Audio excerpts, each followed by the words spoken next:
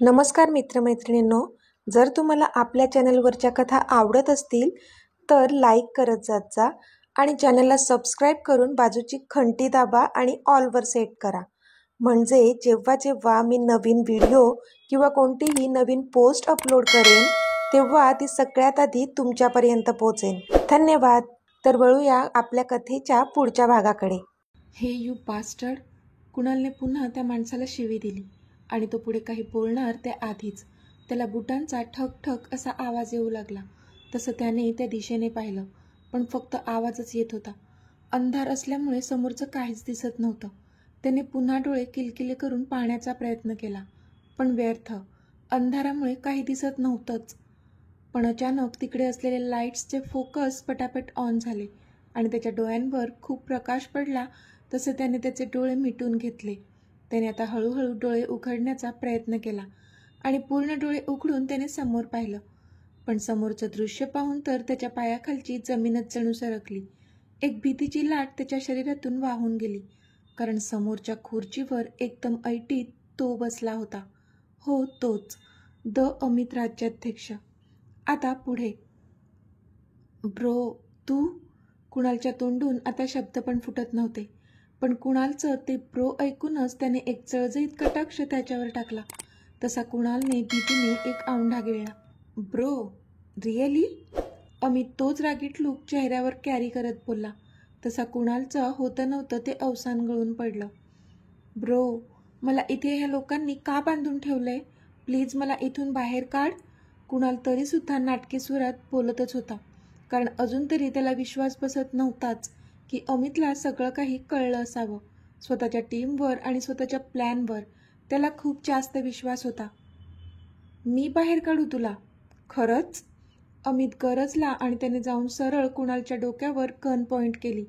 तसा कुणाल मात्र भीतीने थरथर कापू लागला, कारण त्याला अमितचा राग चांगलाच माहीत होता. तो त्याला उडवायला देखील कमी करणार नव्हता, माहीत होतं त्याला. मी काहीच नाही केलंय ब्रो, प्लीज मला सोडून दे. कुणाल आता स्वतःच्या जीवाची भीक मागत होता त्याच्याकडे. तू काहीच नाही केलं ना? मग कोणी केलं रे? अमित चिडून बोलला. तसा कुणाल शांत झाला. मी काय केलंय? मी काहीच नाही केलंय. कुणाल तरी बोलत होता. त्याला कळतच नव्हतं की अमितला काय आणि किती माहीत झालंय. तुला लाजही वाटत नाही ना?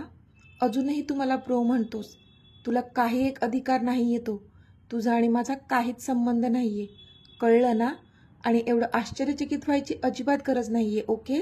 मला माझ्या जानने तुझं खरं रूप काय आहे ते सगळं सांगितलं आहे. त्यामुळे आता हा तुझा ड्रामा बंद करायचा. खरं तर तुला तेव्हाच संपवणार होतो जेव्हा मला हे सगळं समजलं. पण नाही, तुझ्या सगळ्या पापांची शिक्षा मी तुला एक एक करून देणार आहे. अमित क्रूर नजरेने त्याच्याकडे पाहत बोलला. तसा कुणाल एकदम हतबल होऊन त्याच्याकडे पाहू लागला, कारण त्याला जरा वाटलं नव्हतं की जान्हवी खरंच अमितला काहीही सांगेल. आपले डॅड बरोबर बोलत होते. ती जान्हवी वाटते तेवढी साधी नाहीये. आपण चूक केली, खरंच खूप मोठी चूक केली. तिला आधीच संपवायला हवं होतं. कुणाल मनातच स्वतःला दूषणे देत होता, पण आत्ता मात्र तो खूपच घाबरला होता. प्लीज ब्रो, मला नको मारूस. प्लीज मला जाऊ दे. तू मला काहीही शिक्षा दे, मी भोगेल. मला काहीही करायला सांग, मी करेल. पण मला मारू नको प्लीज. कुणाल गयावया करत होता. जर अमितला सगळं माहीत झालंच आहे तर हा काही आपल्याला जिवंत सोडणार नाही, माहीत होतं त्याला. पण त्याचं ऐकून अमितच्या ओठांवर क्रूर हास्य पसरलं होतं. बरं, सोडून देतो तुला, चल. पण मग मी जे सांगेल ते करशील? अमितने विचारलं. हो हो, मी करेल ना, सगळं करेल. फक्त मला जीवानीशी नको मारूस. तू फक्त सांग मी काय करू, मी सगळं करेल. कुणाल घाईघाईत बोलला. तशी अमितने त्याची रागीट नजर कुणालवर रोखली. बरं, दे मग माझी मागची 6 वर्षे मला परत, जी मी माझ्या जान आणि माझ्या मुलांशिवाय काढली. बोल, देशील परत? माझ्या जानला जो त्रास तू त्या 6 वर्षात दिलास तो कमी करू शकतोस का तू? माझा सोन्यासारखा मित्र, मानव, त्याला तू इतक्या निर्दयीरित्या मारून टाकलंस. त्याला माझ्या समोर जिवंत आणू शकतोस का तू? बोल ना, बोल. आता का दातखिळी बसलीस तुझी? अरे बोल. अमित अक्षरशः ओरडला. तसा कुणाल तर हादरलाच त्याचा तो अवतार बघून. नाही ना करू शकत हे तू. अमित बोलला आणि त्याने त्याच्या हातात असलेली गन पुन्हा त्याच्या डोक्यावर ताणली. तसे कुणालने डोळे मिटून घेतले. No bro, please no, Kunal रडत बोलला. अरे अरे, आत्ता रडायला येतंय होय? माझी जान पण अशीच रडत असेल ना जेव्हा जेव्हा तू तिचा छळ मांडत होतास? अमित चिडून बोलला. पण कुणालने डोळे मिटून घेतले होते, कारण कधी अमितच्या हातून तो गनचा ट्रिगर दाबला जाईल आणि ती गोळी आपल्या डोक्यात शिरून आपला जीव घेईल ह्याचा काहीच नेम नव्हता. पण थोड्या वेळाने त्याने हळूहळू डोळे उघडले, कारण अजून तरी काहीच घडलं नव्हतं. म्हणजे अजून आपण जिवंत आहोत ह्याची जाणीव झाली होती त्याला. तशी त्याच्या चेहऱ्यावर एक स्माईल आली, कारण अमित आता त्याच्यापासून दूर पुन्हा त्या चेअरवर जाऊन बसला होता. कुणालने मनातच सुस्कारा सोडला, पण फक्त काहीच क्षण. कारण तुला काय वाटलं, तुला अशी सहज शिक्षा देईल का मी? म्हणजे एक गोळी तुझ्या डोक्यात आणि तू वर ढगात? नो नो, इतकं सोपं मरण जर मी तुला दिलं तर देवसुद्धा मला माफ नाही करणार. कसा मिळेल माझ्या जानला न्याय? कशी मिळेल मानवच्या आत्म्याला शांती?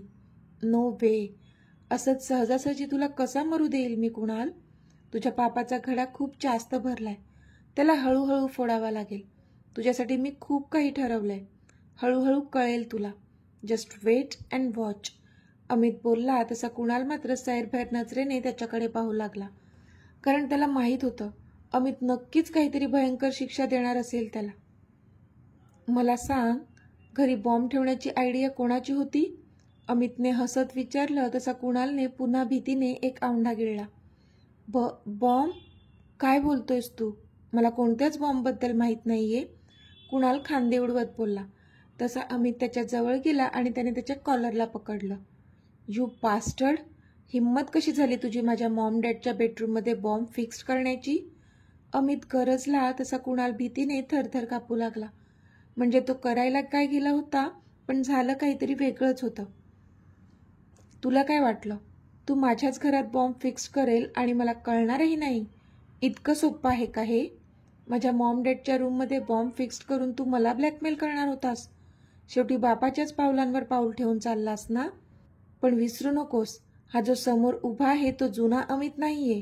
तू ब्रो ब्रो करत मागे मागे करशील आणि मला तुझे मनसुबे कळणार नाहीत.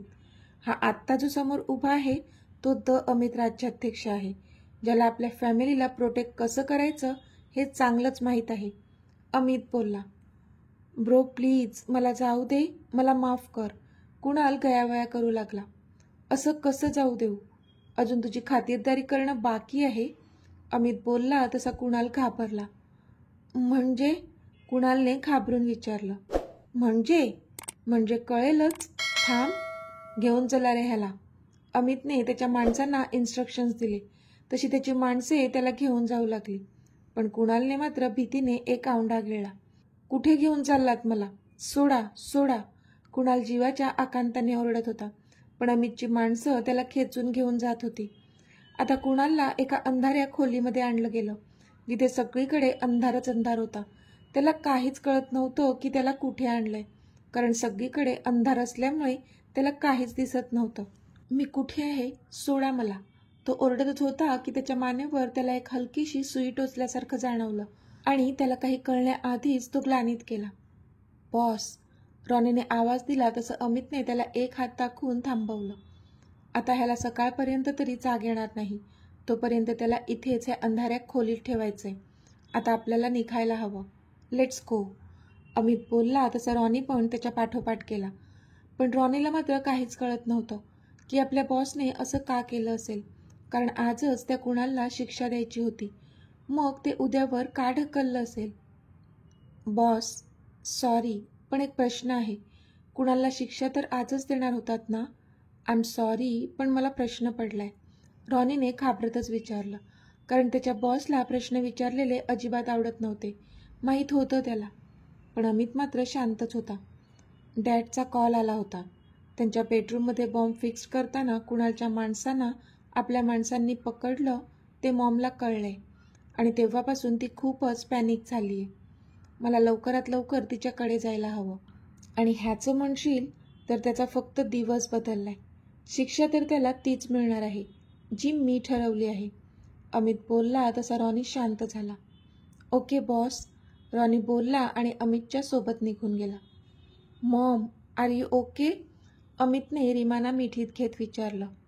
अमित घरी आला होता आणि डायरेक्ट रामच्या बेडरूममध्ये गेला होता. अमित, रीमांनी पण त्याची मिठी घट्ट केली. अमितला पण कळत होतं की रीमा किती घाबरले आहेत, कारण त्यांचा आवाज पण कातर झाला होता. आधीच इतकं काही सोसलं होतं त्यांनी, आणि आता हे पुन्हा असं काही घडलं होतं ज्यामुळे जास्तच पॅनिक झाल्या होत्या त्या.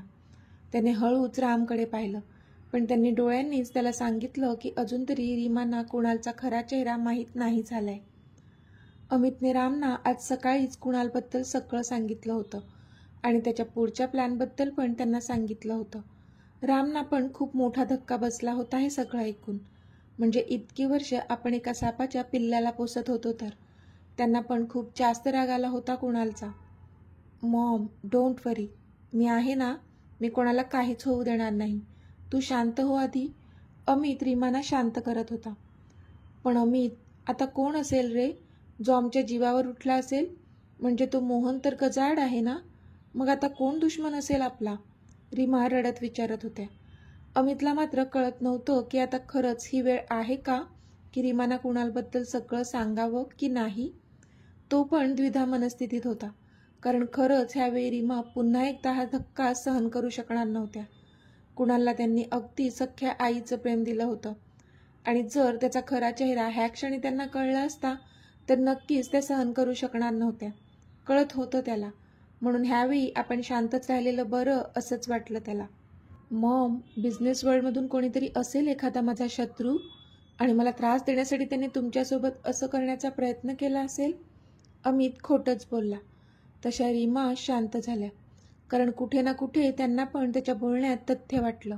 त्यांना पण माहीत होतंच की त्याचे छुपे शत्रू होते ह्या बिझनेस वर्ल्डमध्ये. मॉम, तू जास्त विचार करू नकोस, मी शोधून काढेन त्याला.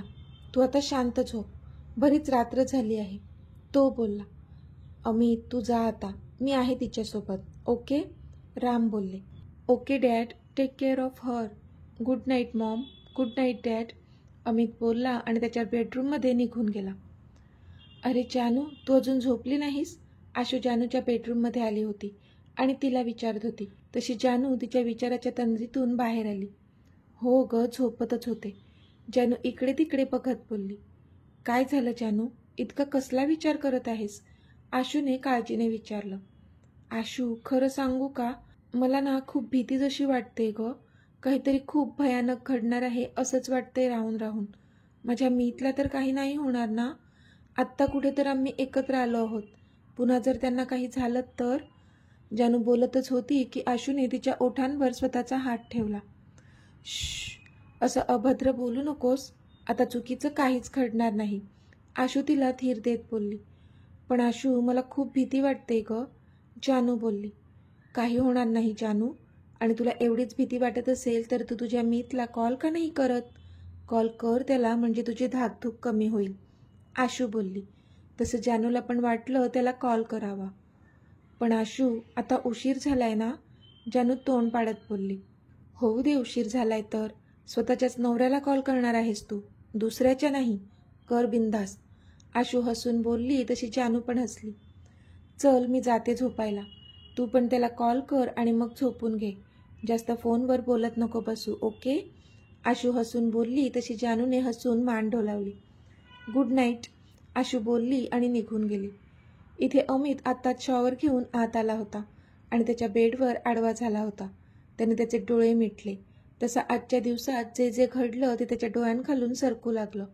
आज मॉम डॅडच्या रूममध्ये बॉम्ब फिक्स करण्याचा प्लॅन जेव्हा अमितला कळला होता, तेव्हाच खरं तर त्याला त्या कुणालच्या डोक्यात सगळीच्या सगळी कण रिकामे करून त्याला कायमचं संपवावं असं वाटू लागलं होतं. इतका जास्त राग आला होता त्याला त्या कुणालचा.